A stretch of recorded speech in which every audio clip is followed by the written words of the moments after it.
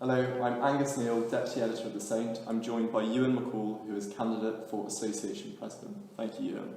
Thank you. The first question I have is from a reader. What do you think is the best course of action to take when dealing with Fife Council on HMO issues for both halls and the private market?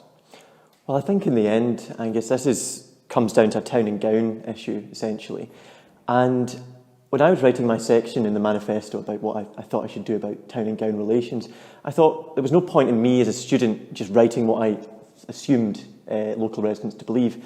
So I went door knocking around some neighbours and people like that. I went over to some of my neighbours, Anne and Jim, who've been living in St Andrews since 1964. And they said it's actually a myth that town and gown relations are so bad for HMO ban to come from that. Then I went over to Moira and she said there's no such thing as town and gown relations, so it changes per person.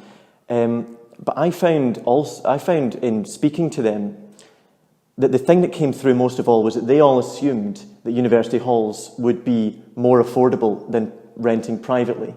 And that's why they were so frustrated by the fact that there were so many students around about the town, because they took that as a luxury that they were giving to themselves. So I think that we need to have more face-to-face conversations through some societies which would bring in the community as well for ecological initiatives in combating loneliness, and try and get them on board and understand our perspective.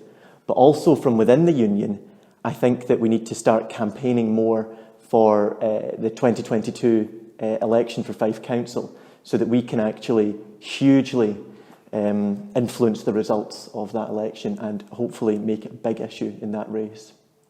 So just bringing you on to your point about hall prices, you've been speaking a lot about how you hope to keep hall price increases at a below inflation rate. Has this been costed and costed for maintenance, especially for ageing buildings?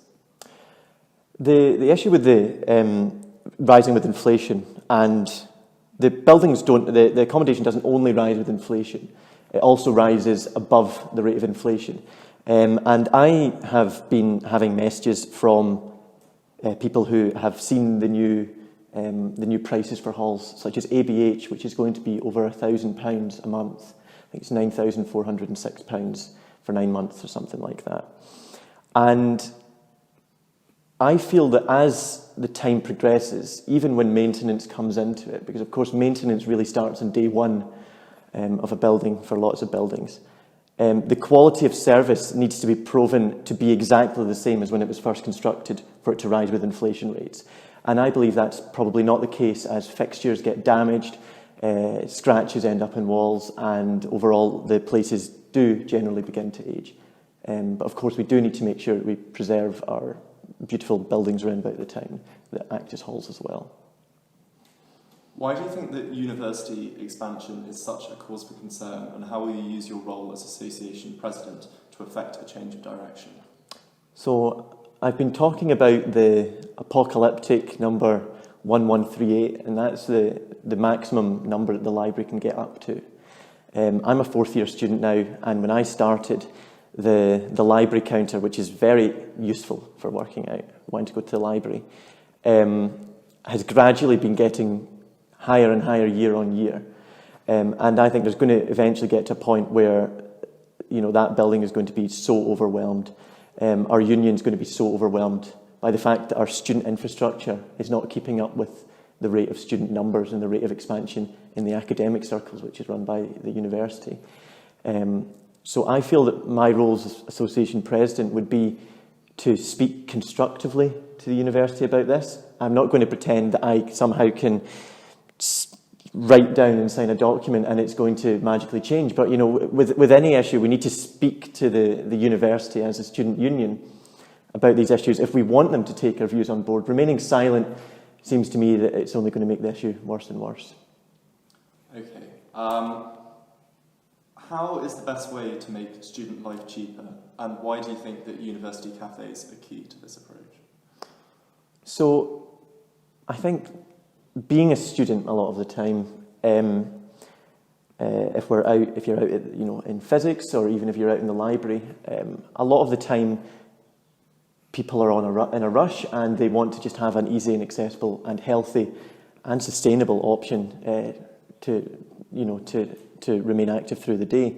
And I find it really unusual that on a day-to-day issue like the library cafe, which should be there for students, that the prices have been rising year on year, and you have a situation where the library is claiming that this is due to sustainability reasons, yet you have a cookie being sold for £1.45 wrapped up in plastic. So there's clearly more to it than that. So I feel that that would make things more affordable for students. I think other day-to-day things that the union can change itself without lobbying, because those practical changes are often the most important, will make a big difference, such as the rental gown, such as the gowns. I believe we should have a rental gown scheme.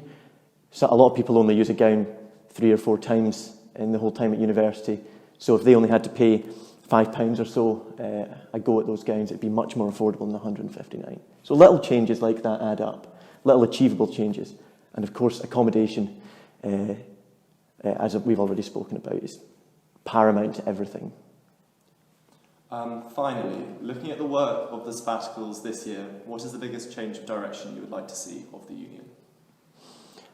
I think the biggest change that I'd like to see, I think the work that people have been doing is very, very good, especially in regards to areas of accommodation and making this such a key issue in this election and other elections as well. But I think, and there's lots of talk about buzzwords like transparency. Now, I've not been involved in the union that much before. I take my experience from being British Young Ambassador to Europe for 2.5 years, through the sort of Brexit negotiations, and from being Vice Chair of some charities and things like that. So I have found over that time that a lot of the time whenever people talk about having more transparency in organisations, the thing that people still don't care about it that much, because whenever they look in, it's all just generalisations and buzzwords. Not that this union's the case, but sometimes it can fall into that. So I think I would like to see people not only focusing on the large issues that we need to keep rolling year on year, but looking at small practical changes as well, such as the rent-a-gown scheme, for making everyone feel a real tangible change in their day-to-day lives. Thank you, Ewan. Yeah. Thank you.